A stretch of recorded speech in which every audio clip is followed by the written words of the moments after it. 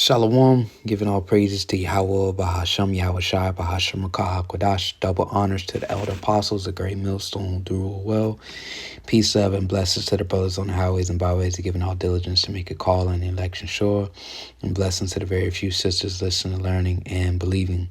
I'm thy fellow labor Kanakla, coming at you once again with another lesson, Lord's will, through the spirit and power of Yahweh, Bahasham, Yahushai. His lessons edifying and exhorting. All right, and again, peace, love, and blessings to the elect, you men, women, and children. All right, that's believing and waiting on Yahweh, Bashim, Yahushai.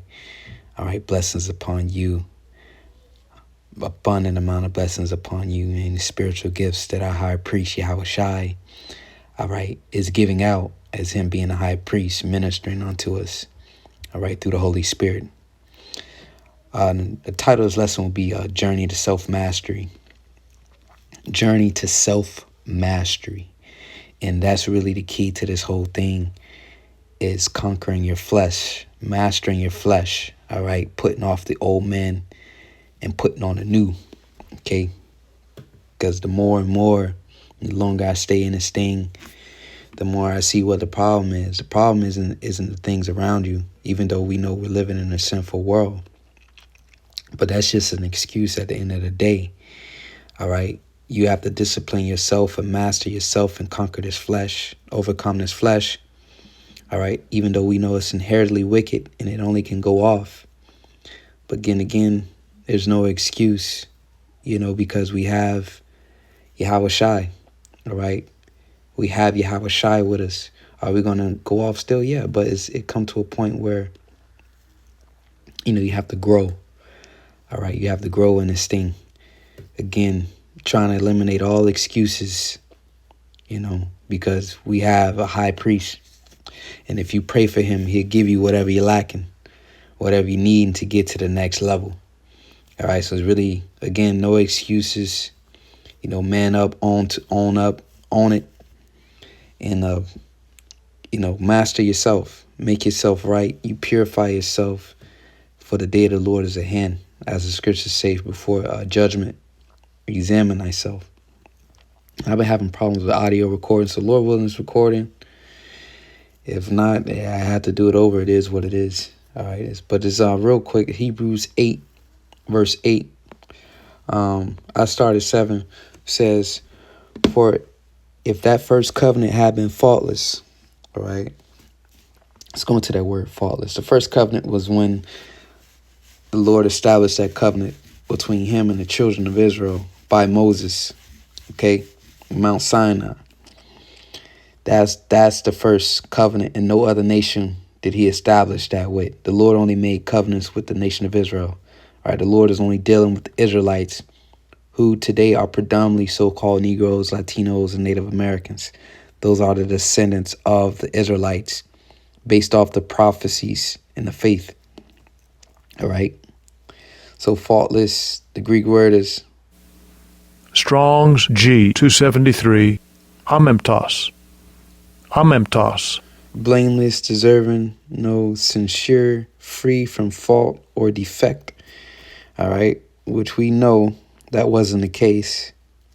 All right, because we were found guilty, to blame, to find fault. So there was faults to be found within that first covenant, but it's going to go on saying why. For if that first covenant had been faultless, then should no place have been sought for the second. So a solution to the issue. All right. And that's how the Lord works in duality. If it's one side, there's an opposing side to the other. So this didn't work. So I have something that's going to fix it. All right. It says, for finding fault with them. So it was finding fault with us. All right. Which is why I'm going into the exhortation of self-mastery. That's how. All right. And again, we ain't going to be completely perfect. But the thing about is being perfect in mind and growing in this thing and being the best you can become through the spirit and power of Yahweh Bashim Yahushai. Because what we're trying to be like Yahweh Shai, man. So the Most High see Yahweh Shai within us. All right, he view us as he view Yahweh Shai, and what it say, he was well pleased with Yahweh Shai, man. All right, and we're going to do that by abiding on that vine, which is Yahweh Shai, staying in this ministry, because Yahweh Shai is what keeps us alive, man. He's what keeps us in this truth, and we just have to endure. All right, but you mastering certain things, cutting off certain things, and becoming better. All right, really, it makes this truth more bearable and easier, where you're not tempted of certain things anymore. All right, you just become disciplined, a stoic, unmovable, and that makes your walk easier, bearable. You'll say, my yoke is easy. It's easy once you come underneath the full obedience of it, man. It becomes harder for guys to stay in his truth, because they haven't conquered certain things about themselves, the flesh. Still, they still tempted of things of the world. All right, making it this walk a lot more difficult for them. Well, they can't abide in it because they refuse to cut off and sacrifice certain things to make it. And the Lord requires you to cut off certain things. And then again, this truth is spiritual. It might not be nothing physical. Shit, you got to start cutting off certain thoughts and fantasies you have in your mind, because that could be blocking you from the meditation, blocking you from studying, blocking you from locking in. All right. Yeah, you might not be physically doing it, but again, the Lord is a perfectionist. All right. You meditating on it. You thinking about it. And remember, that's where sin starts. It starts there. And then eventually you end up acting those things out, because you didn't rebuke them, or you didn't sacrifice them. You didn't exercise those spirits off of you. All right. It says, finding fault with them, he said, behold, the days coming, saith the Lord, when I will make a new covenant with the house of Israel and with the house of Judah. All right. So it's a fault with us. So until then, we are students. We're disciples. So our job, all right, is to endure these things. And the best way to endure it is to master, all right, this flesh. All right. That way it makes your walk a lot more easier, a lot more bearable. Okay. So you can abide and stay here until the Lord gets back and fulfill that second covenant, till we reach that checkpoint, so to say. All right. That's really what we're doing. All right. Because our temptation is coming where you're going to be tempted. And if you haven't exercising, all right, this flesh and overcoming this flesh and defeating these little small battles that you have. All right. And we doing that by being connected to Yahweh Shai, praying, having faith, and then putting the work in. That's what we have to be doing all the way up until that time. All right. Then Yahweh Shai, he's going to get us through it. But it's nonstop. It's constant. It's a constant battle. It's a constant fight. All right. Because we're in this body of hell, man. All right. So you can't be one foot in and one foot out in this truth, or you ain't gonna make it. You ain't gonna grow. And you just gonna fall away. That's why Paul said, lest he be a castaway, that all the things that he teaching that he don't apply. All right.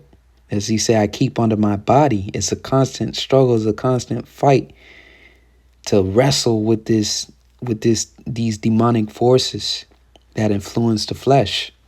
All right. Ephesians 4:17 says, this I say, therefore, and testify in the Lord, that ye henceforth walk not as the other Gentiles walk. Because this is the Israelite Gentiles, Israelite foreigners in Ephesus.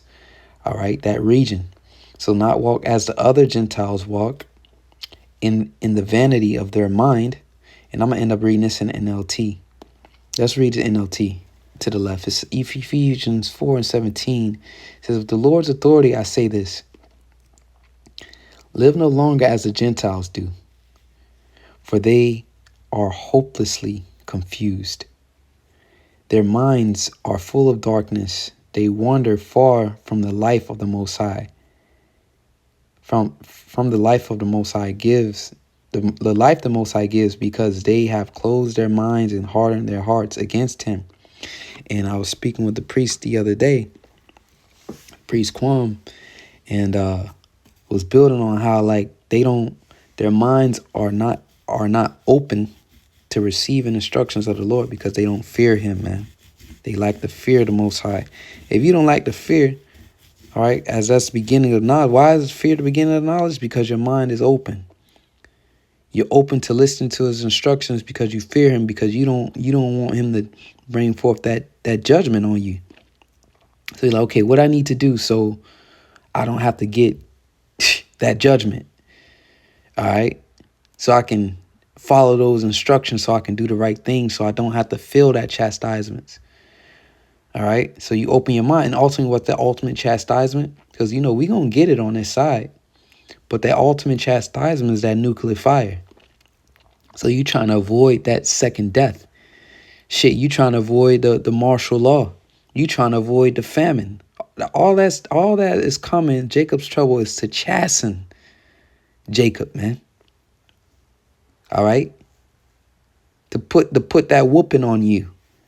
That's what all these plagues and things are coming. All right? These people about to feel the plagues. About to feel the chastening. Verse 19, it says, they have no sense of shame, right? They live for lustful pleasure. And that's majority of what people live for. What feels good, what feels good, what feels good. Instead of eating thereof, of the medicine which can heal you, all right, and convert you and make you full and whole, all right, so you're not sick. They don't want to come to the physician because they're servants of pleasure, man. Servants of the flesh. That's who running them, all right. But again, you have to come and be a disciple, a student of the Lord, and the Lord teaches you, all right, how to conquer that flesh, right? How to discipline yourself, all right? How to advance in wisdom, all right? It says, so like it, and eagerly practice every kind of impurity. And they practice it, every type kind of impurity, because what is disguised and masked because it feels good. Again, all things that basically stimulates the flesh, man. All right. It says, but that isn't what you learned about Yahushua. Exactly. Yahushua, he came down to do the will. He didn't come down here to serve the flesh. When he was King Solomon, he did all that. And what was the conclusion he came up with? All is vanity. That's why he said, in the vanity of their minds, they walk after the Gentiles. They walk after the vanity of the mind. That leads to death, man. All that leads to death. It says, since you have heard about Yahushua and have learned, see, you got to come and learn the truth that comes from him. Throw off your old sinful nature. Again, journey to self-mastery. Yahushua teaches you how to be acceptable in the sight of the Lord. Throw off your old sinful nature and your former way of life, which is corrupted by lust and deception. Again, it just deceives you by stimulating the flesh, because it's feel good, it's pleasurable. It's deceiving you into thinking that that's what's good, man. All right, it's deception.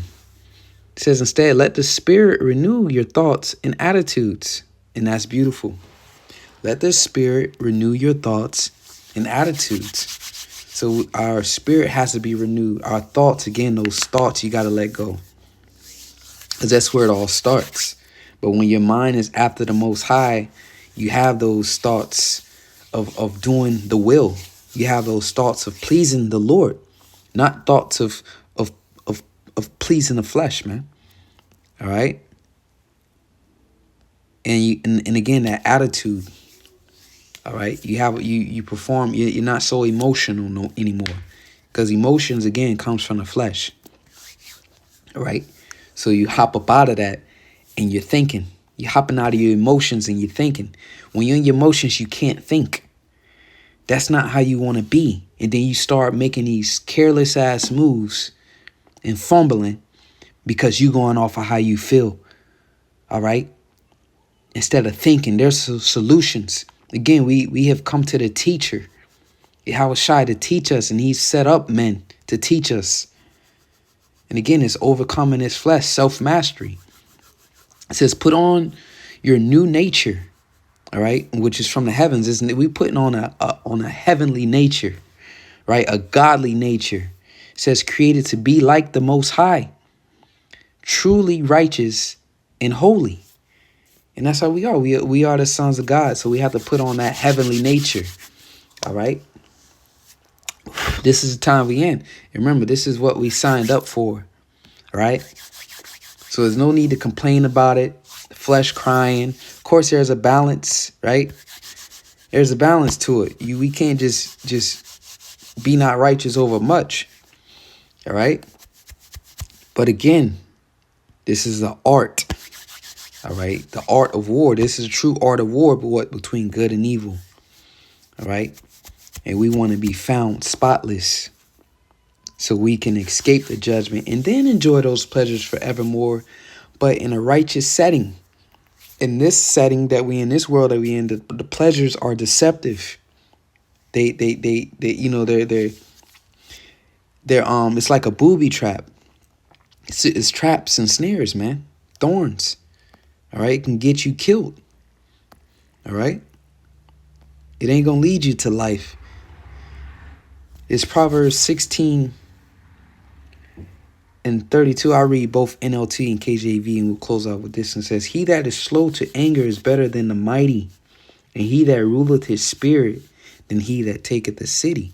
So let's read that in NLT. It says, better to be patient than powerful. Because again, patience is power. All right. Better to have self-control than to conquer a city. All right. So it's about that self-control, man. Again, self-mastery. And it's a beautiful thing once you're able to control yourself, that's where the power comes from. That's when you obtain the power. When you're able to control yourself. The priest Mike Allah, man, who was moved to the other camp. The location escapes me at this point, but even on his thing, he said, he who conquers himself conquers the world. All right, and we looking to be future rulers of the planet Earth. All right, to be set up in the highest position, in the highest authority. So if you can conquer yourself, the Lord will give you the keys, man. He will give you that seat to rule with him in his kingdom. Because you able to conquer yourself, you can govern yourself, you can govern the planet. All right? Because what? You will be in a position of influence, a position of power, and all right, and people are going to follow you by your example. Right? So it starts with the simple things first. You know, conquering yourself. Again, the journey to self-mastery. And that's what we in, man. The journey to self-mastery. So I'll leave it there. Lord's will is edifying. Giving all praise to Yahweh Shem Yahshai. Until next time, say shalom.